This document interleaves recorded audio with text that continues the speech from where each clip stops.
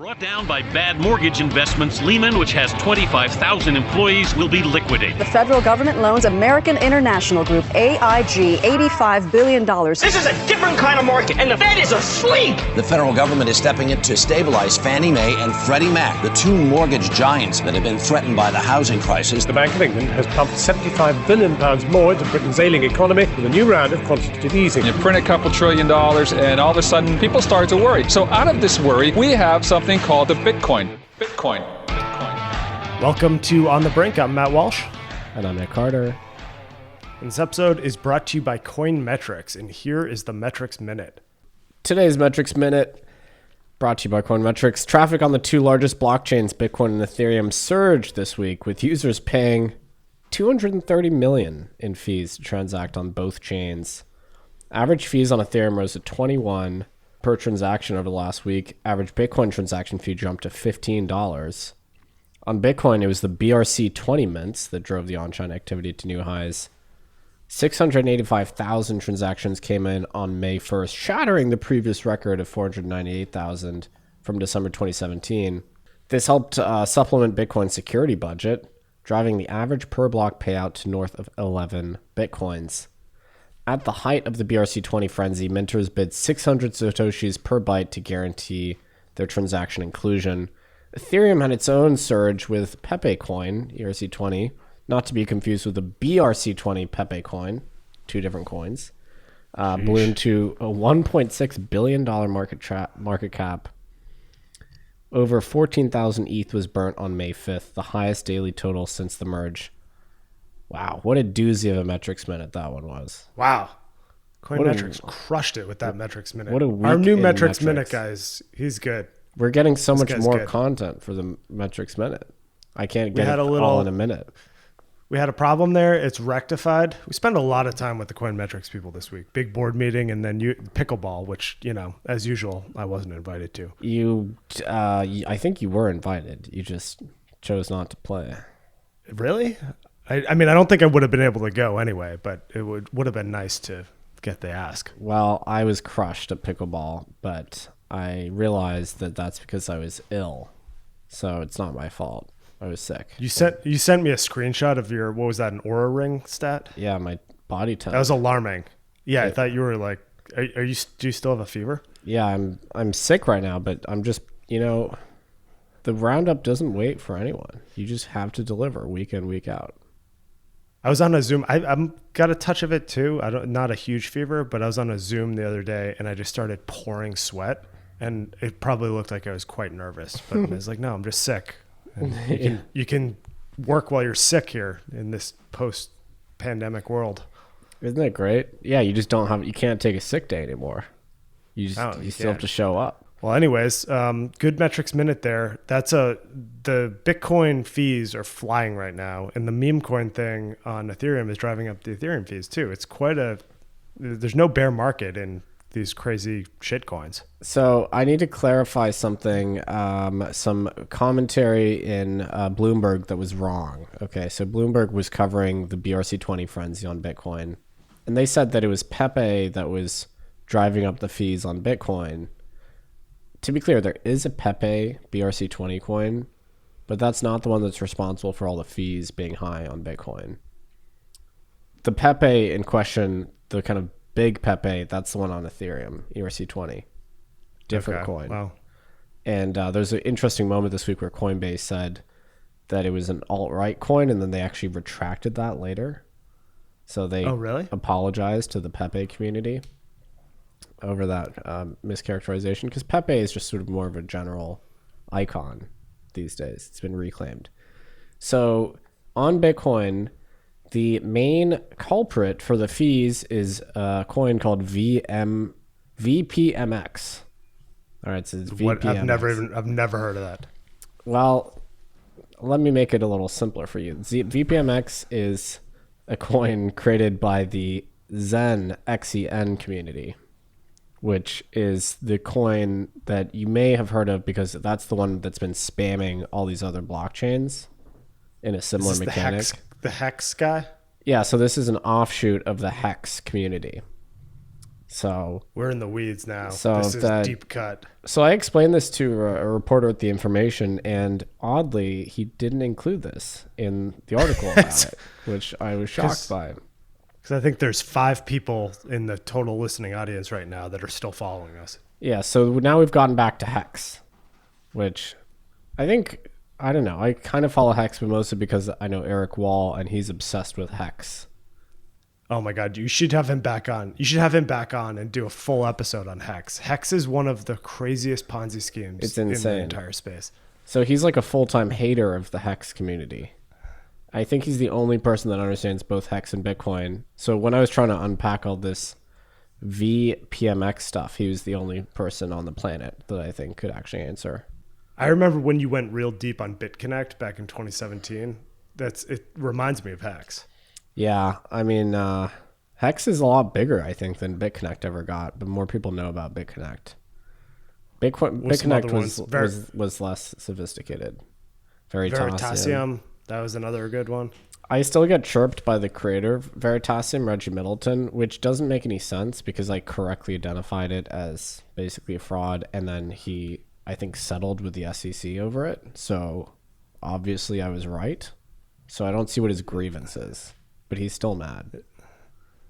So we're doing this again, I guess, on top of Bitcoin now. Yeah, so to understand Bitcoin, you do have to understand...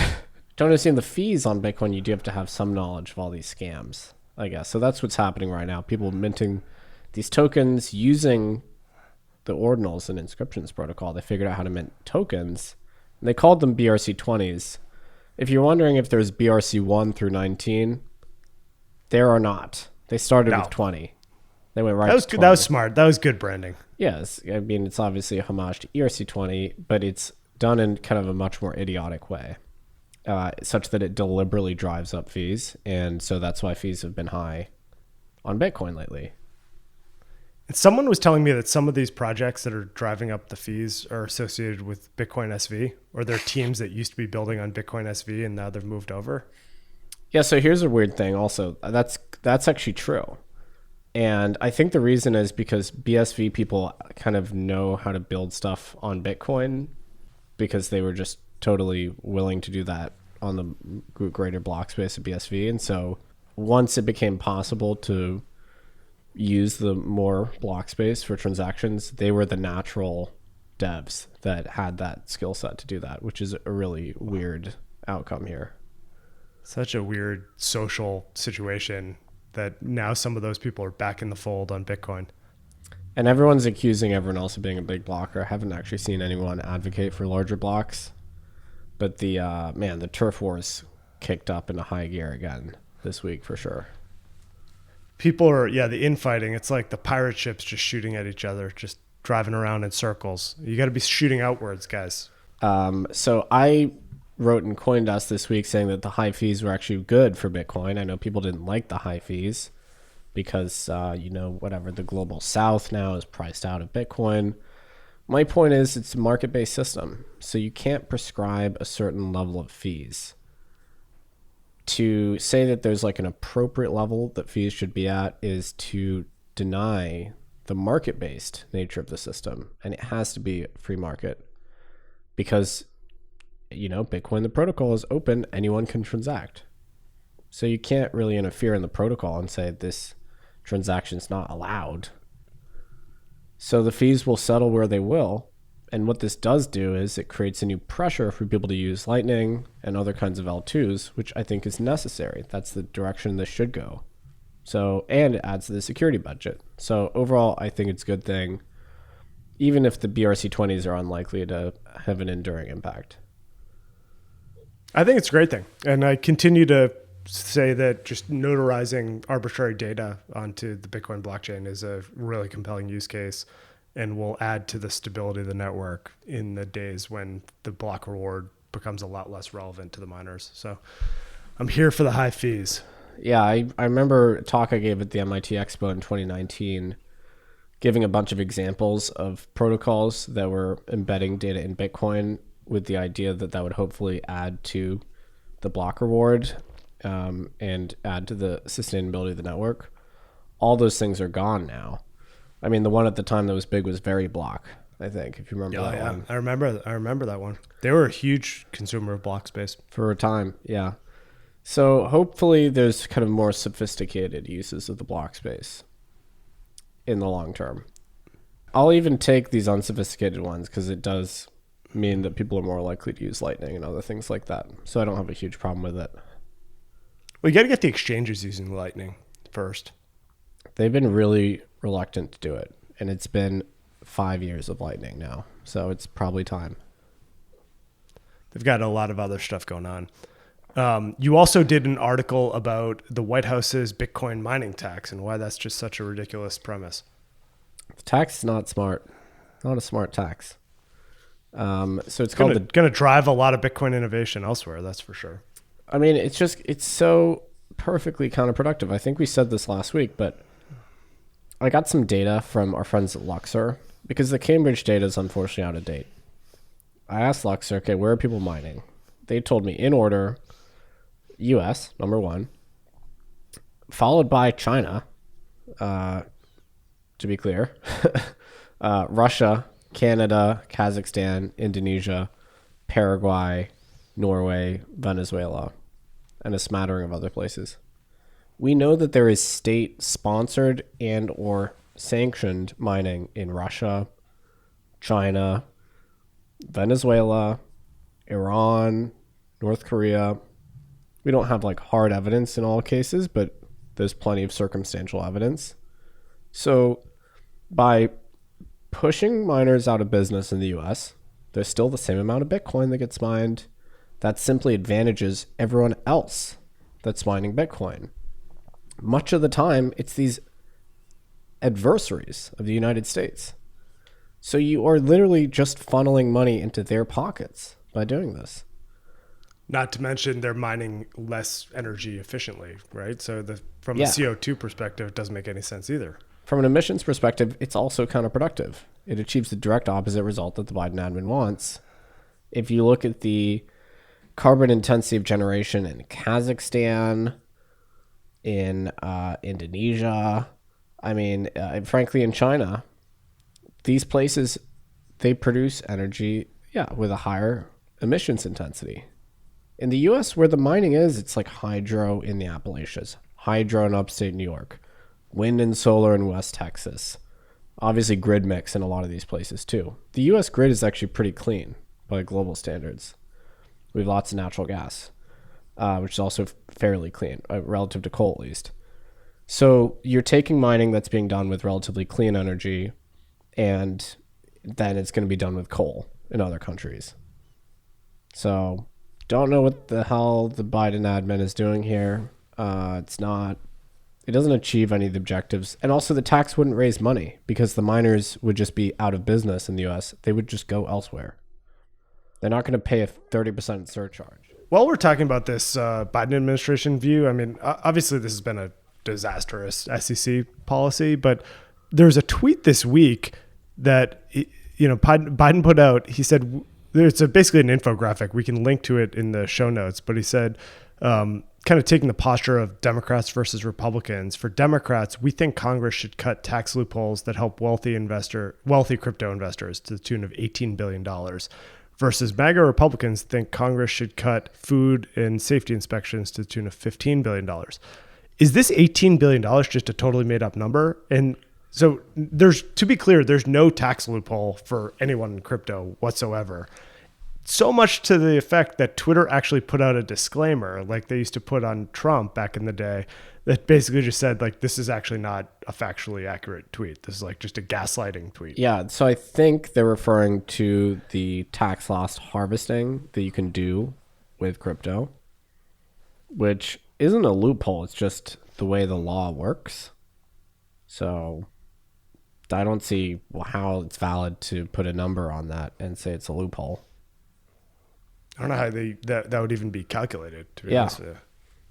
So that was pretty surprising to see them try and characterize crypto in such a nakedly partisan way where it shouldn't be partisan. It shouldn't, but it is.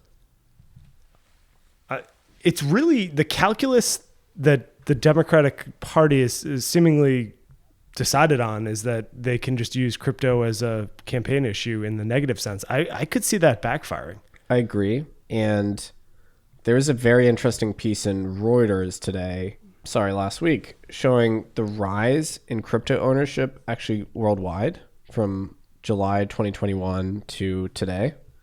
It's risen in basically every country that they cover. And if you think about, I don't think they covered the US in this because this poll covered more emerging markets. If you remember, NYDIG did a survey, I think it was in February of 2021. They found 40 million American adults held crypto. If it's risen in line with the rest of the countries in this poll, it's like a 15 to 30% increase. Then you're looking at tens of millions of Americans that are holding these things.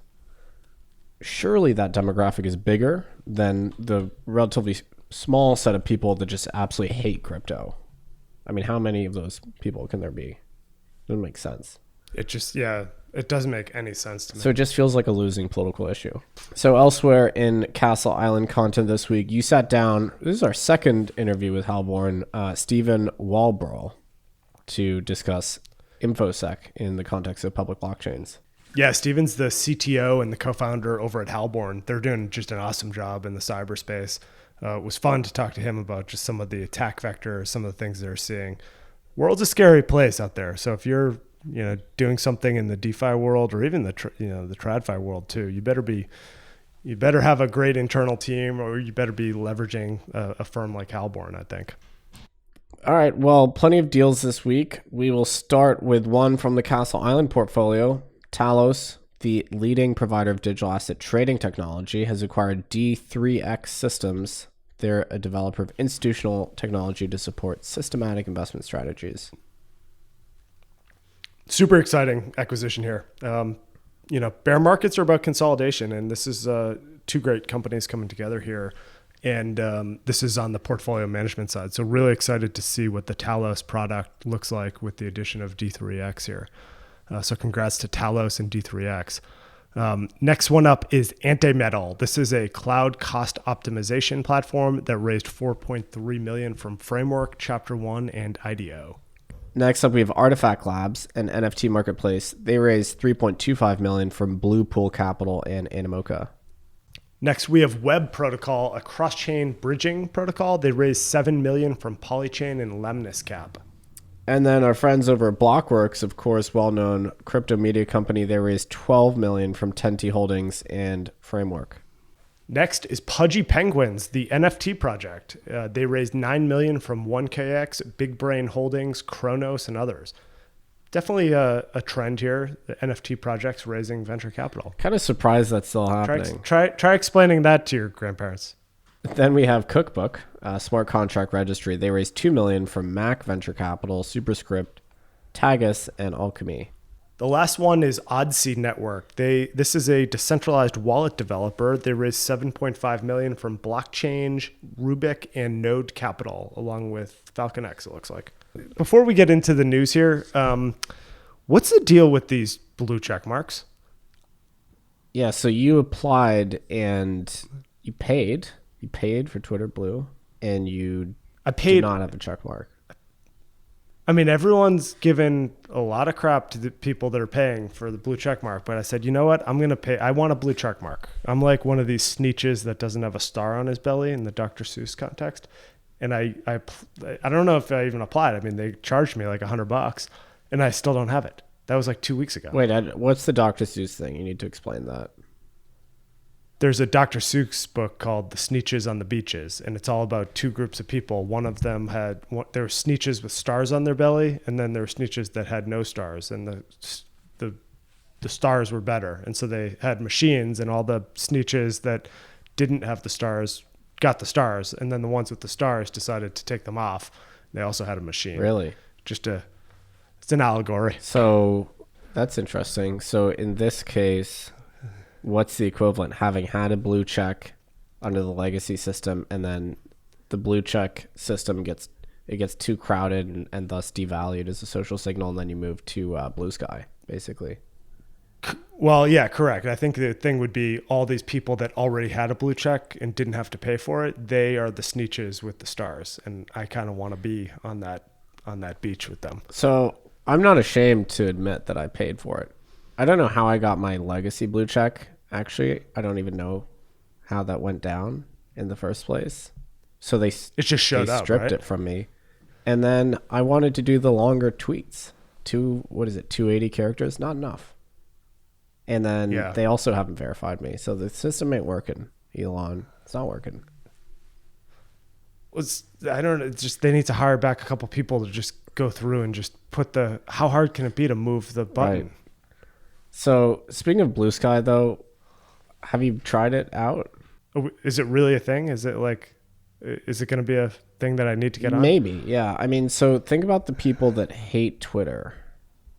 It's basically the most insufferable people on the planet. And they all moved to Blue Sky. So they weren't people that were banned from Twitter. We're not talking about the Gab demographic. Different. These are people that were on Twitter, but they disdained Twitter under Elon's administration. I see. And so it's basically the worst people in the world. So is there any crypto content there? Is there any reason why I would want to be over there? Yeah, there's tech people for sure. So I don't recommend it. With any social network, it's the anchor tenants that really matter. You know? That's make or break. Unfortunately, this is just a very bad set of initial residents. It's a hard thing to get bootstrapped. I mean, I'm on Farcaster. I like Farcaster, but that's a very closed community. It's all crypto people, really. It's the same with Nostr. I mean, it's just Nostr is getting traction, but it's just all Bitcoiners. So I think it's virtually impossible to start a new social network from scratch today, no matter how decentralized it is or whatever. There has to be a reason for people to be there, but it means you have to rebuild your digital homestead literally from scratch, and that's very annoying. Yeah, they're tough to get going, but man, once you do, they last a long time. LinkedIn is still just a juggernaut. Yeah. So first up in news, Bittrex. Everybody remembers Bittrex. They were recently charged by the SEC for running an unlicensed securities exchange. They've also filed for bankruptcy now.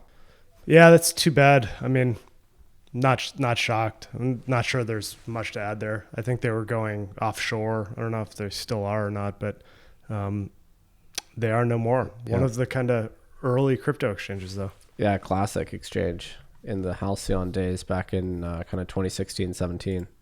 All right, so next up, I did want to get into this just crazy scoop that Eleanor Tourette over at Fox got coming out of the financial services and House Ag committee hearings this week.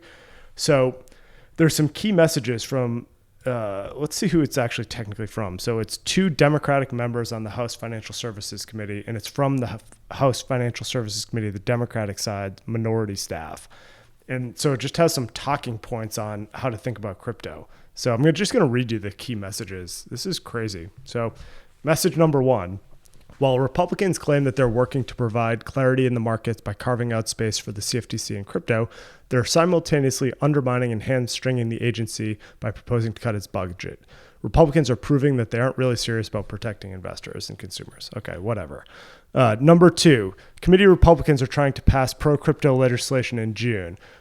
Well, newsflash, we're about to default on our debt, blah, blah, blah. Okay, whatever. Number 3, Republicans have decided to embark on a partisan pursuit of sweeping digital asset legislation that erects entirely new legal frameworks for the crypto industry when neither the Biden administration, investors, SEC, nor any other financial regulators have called on Congress to do so. That's not true. Number 4, the problem isn't ambiguity. It's mass non-compliance with existing laws, and crypto companies can't be left off the hook. That's not true. There is massive ambiguity. That's crazy. That goes on to say we can't invent new accommodating regulatory structures simply because crypto companies refuse to follow clear rules of the road. Talk about lying. Number 5, is it a turf war if no one is fighting? Both the SEC and the CFTC are aligned on the fact that the SEC is the regulator to determine if crypto assets are securities, and the SEC has made clear nearly all crypto assets are securities. End of story. That's just not true. The law does not allow the SEC to just say what's a security and not. That's why we have the courts. That's a lie.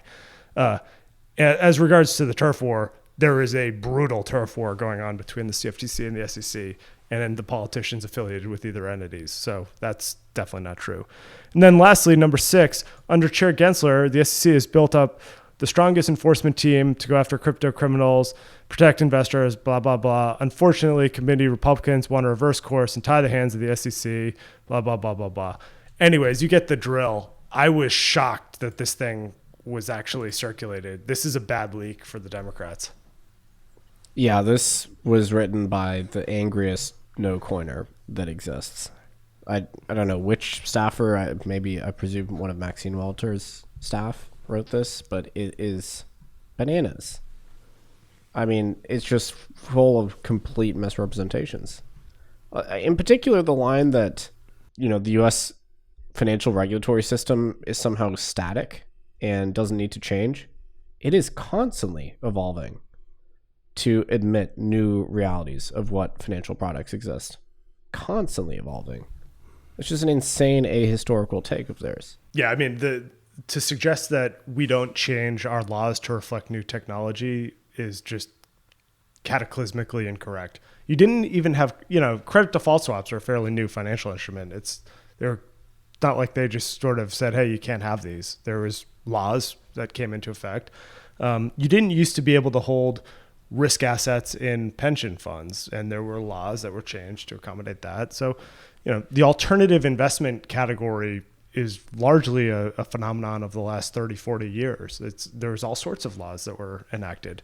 Speaking of which, on the topic of the SEC's, whether there's ambiguity or not as to whether things are a security, Justin, as we record this, the U.S. Chamber of Commerce, not the digital chamber, the crypto policy org, the Chamber of Commerce, filed an amicus brief in the Coinbase versus SEC case on the side of Coinbase. Really?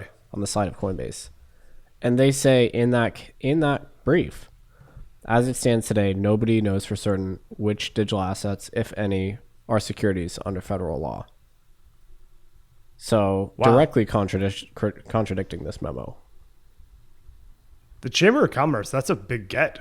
Yeah, I haven't had the time to fully digest this, but they apparently stand with Coinbase on their case.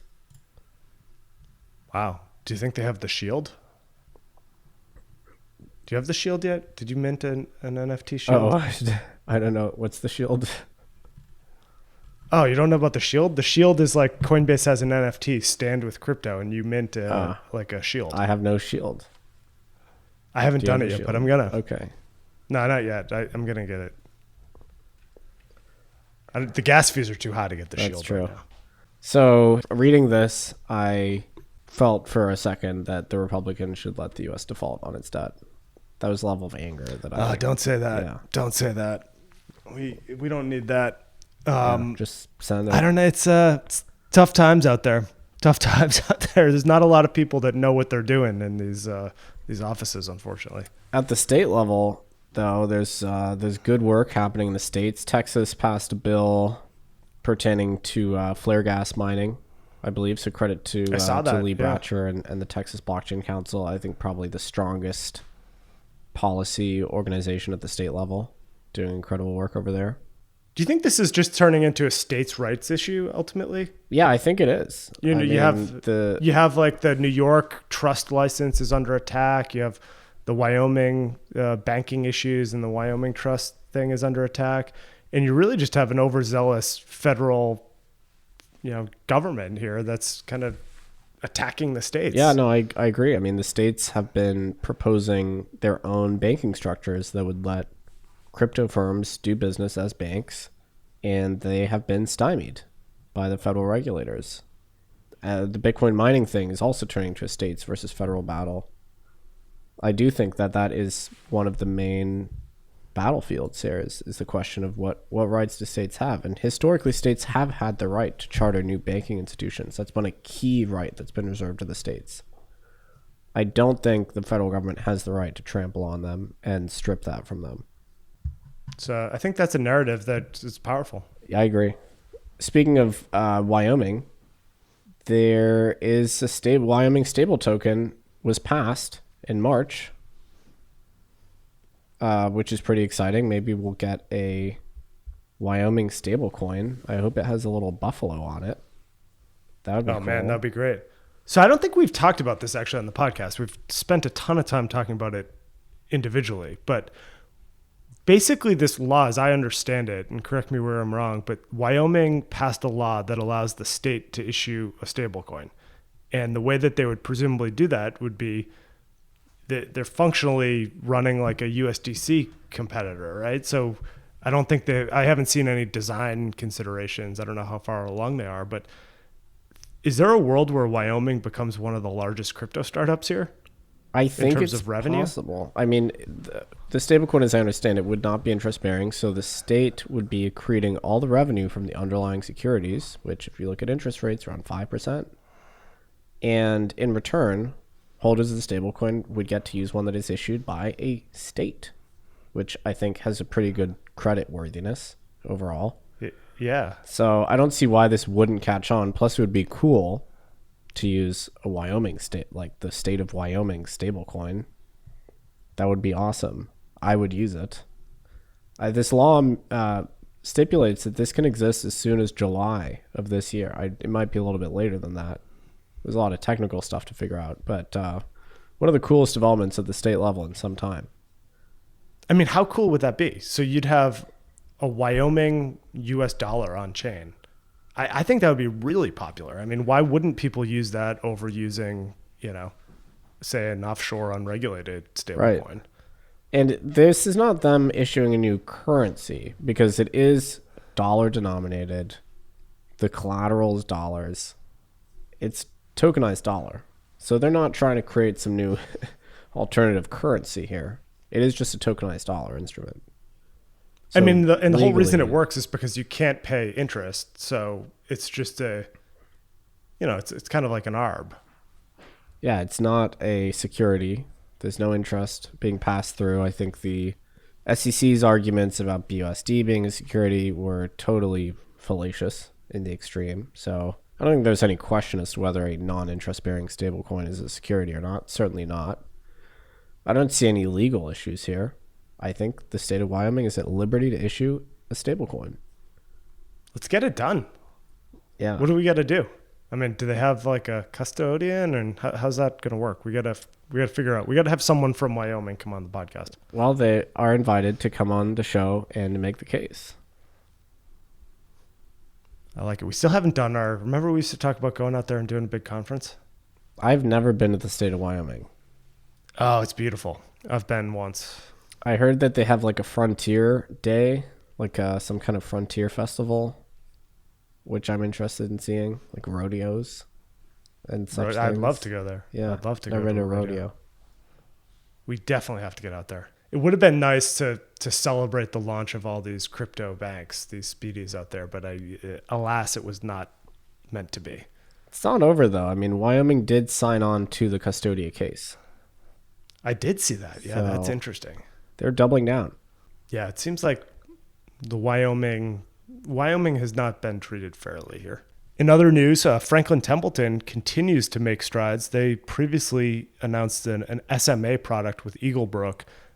Today it came out that they're launching another blockchain-focused venture capital fund. So good to see another blockchain-focused VC fund on the scene here. So some reading recommendations. Maybe we can put these in the show notes. They'll be in our newsletter. But Joel Revel over at Two Ocean Trust, I thought he put out a very thoughtful piece revisiting the case for Bitcoin. So kind of looking at how Bitcoin stacks up in a diversified portfolio, looking at historical returns. Very data-driven analysis. So worth checking out that blog post on the Two Ocean website when you get a chance. Other good articles, Nick Newman over at CASA wrote an op-ed on self-custody, hands off our self-custody. So talking about how important it is to maintain the ability to hold self-sovereign your Bitcoin and other crypto assets. Well worth a read. And then Arthur Hayes is the Denominator, his latest blog post, which those are dense, man, but his takes on macro are very interesting. Every time he writes something, I read it. All right, I have a bone to pick with this blog post, Matt, because the Arthur Hayes blog post, really? Yes. So Arthur Hayes opens his blogs with a colorful little anecdote most of the time. And this one is, I don't actually understand the connection of the anecdote to the substance of the piece, which is about basically the Fed printing trillions of dollars, which I agree with.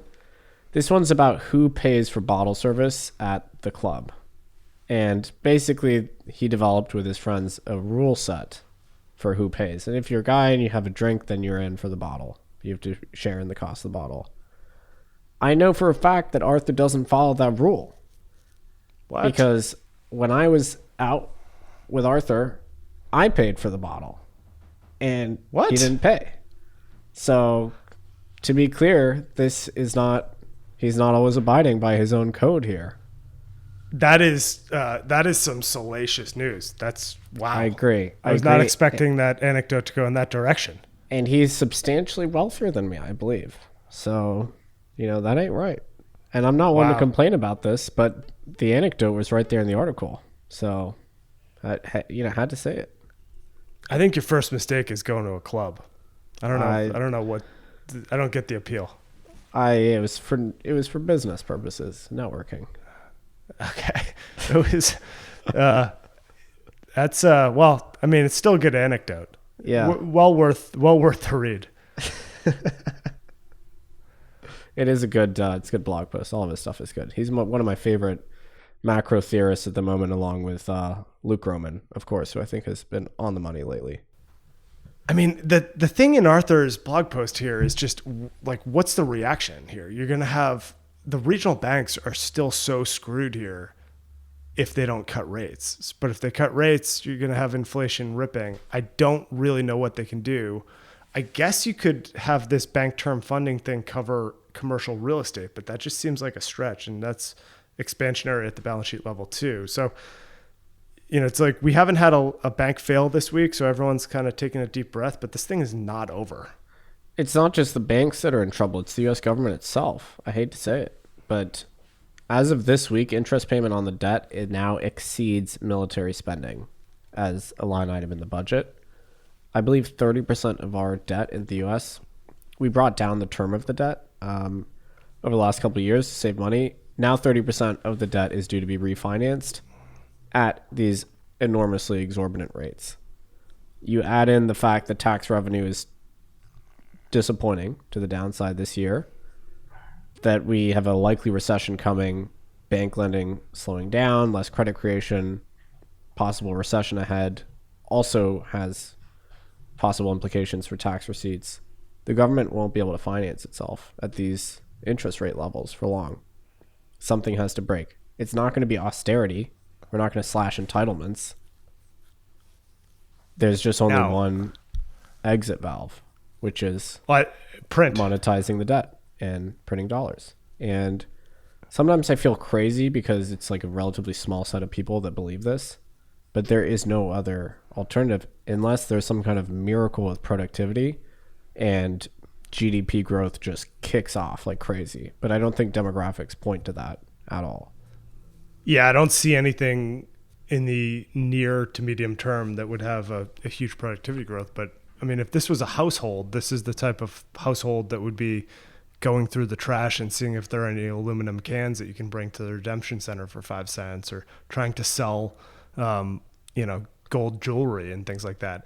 And it makes you wonder if there are things that the U.S. could do from that perspective. There's obviously a huge gold inventory. There's a lot of land. I don't think we'd want to necessarily do that. But yeah, you can't do anything other than devalue the dollar ultimately and just solve the denominator. Yeah, I mean, if this was a household, it'd be a household with 2 incomes where they're pulling in $150,000 a year. They own a Porsche SUV. They own an Audi. They have $400,000 in student loan debt, $200,000 in credit card debt. The only difference is that the debt is denominated in their own token. The easiest thing to do is to just print the money. I mean, it goes back to Brad Sherman's thing, and I guess I'll put this in the newsletter, but Brad Sherman, the cranky congressman who hates crypto, made this kind of diatribe around how crypto people just invent their own money. And he said the U.S. government does too, but we're the U.S. government. It's like, that's true. Yeah. But as Luke Roman says, quote, "There's no military on earth that can beat the U.S." So that's true. We have all the aircraft carriers, etc. But compounding interest is undefeated all time against empires. And we are spending more in interest than we're spending on aircraft carriers right now. So. All right. So I have an idea. Okay. I think we should do an acquisition here. So when in doubt, when you're in the dire straits, just go buy something. So how about, here are my two ideas. I just came up with these. Okay. Greenland and Siberia. And I think what we should do is strip mine them and put Bitcoin mines there. Don't you think we should just sell Alaska back to Russia at this point? I mean, if we would need to raise cash. I don't know. I've never been to Alaska. I still want to see it. You'll be able to visit when we sell it back. Not if Russia owns it. No, I'm not going there. You can still go to Russia, I think. No, I'm not doing that. I mean, there's a risk that you become a political prisoner. Yeah, I'm not doing that. Like, No, I'm not trying to get rid of anything. I think we should get more stuff. But I think we should make it more acquisitions are capital destructive. We should just be divesting. I think we go low ball offer. I think we say, it's an equity deal. It's not a cash deal. Here's my future pitch. Participation. I think we sell Guam. I don't even know where Guam is. Guam's about to tip over anyway, I heard. Exactly. It's teetering on the edge. We don't need Guam. We sell Guam. Puerto Rico. I mean, we can get rid of Puerto Rico. That's on the table. Yeah. Everything's on the table. That's fine. Alaska, never been there. Don't even know if it's real. The Dakotas, No, we're keeping the Dakotas. Those are great. Them? No, things that are in the lower 48 off limits. We keep. Okay. The U.S. Virgin Islands. We could merge with Canada. Yeah. What about that? No problem with that. I actually went to the Maple Leafs Panthers playoff game yesterday. I didn't know that. And with a fever? Good Lord. I know. It was, I was feeling okay at the time, but it's probably not wise. So game 4, Panthers were up 3-0 at home. Panthers are the favorites to win the Stanley Cup. The Leafs win. Oh, man. There were like 3 Leafs fans. Imagine coming from Toronto, flying all the way down. You're down 3-0 in the series. You still come thousands of miles to Florida to watch the game. And they won. Yeah. Hockey fans are the best. I haven't watched any games since the Bruins got trounced. By the Panthers. That's exactly right. Yeah. Hate to see it. So, honestly, a lot of respect to those Canadians. I mean, who makes that trip? That's crazy. You have to be such a diehard fan to do that. Yeah. So those are the type of people we want. They're productive people. In principle, I support the merger. All right. So we're going to workshop this. We've got acquire Greenland, acquire Siberia, divest Alaska, merge with Canada, get rid of Puerto Rico and all these other, what's the other one that we're getting rid of? Guam. We don't need Guam. it. I didn't even know we had that one, but let's get rid of it. Sometimes I forget. We still own a piece of Cuba. We have Guantanamo Bay. We could get. Do we need if someone that? wants that, just make us an offer. Yeah. Make us an offer. Desperate Start paying times. down. Did we just solve the debt ceiling? I mean, the debt ceiling is coming up. I think it's within the next month. I think we could call Galaxy Digital. They've got a great banking team. We should get them working on this.